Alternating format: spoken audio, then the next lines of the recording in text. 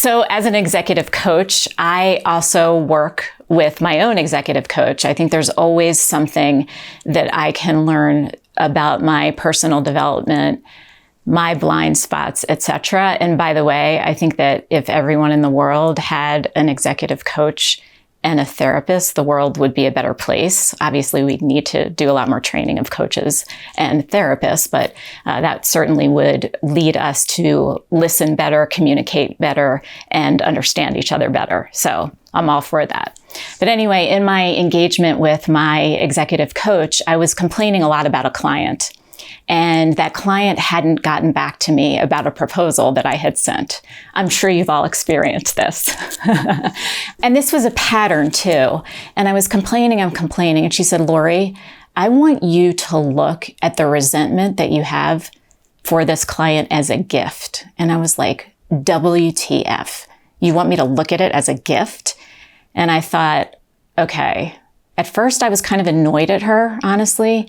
And then I thought she has a point. She's pretty wise. And she said, I want you to think about what might be a request of this person that you're not making. And she had some wisdom in that point.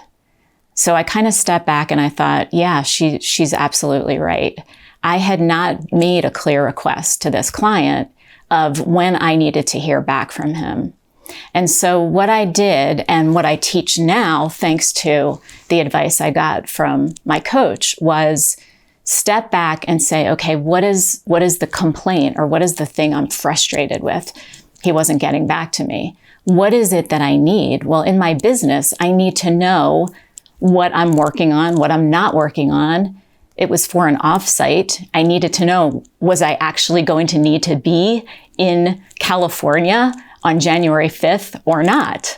So that was my need. So I went from what was my complaint to what was my need, and then what was the clear request that I could make of this client. Now, he's a client. I don't want to piss him off, so I can do it in a kind way. So I jotted it down before I had the conversation with him, and it was, John, I really want to do this offsite for you. I want to continue to do great work for you. And I just need to know by Friday if you need me for this offsite. It will help me design a better experience for you and for your team. So can you please get back to me by then?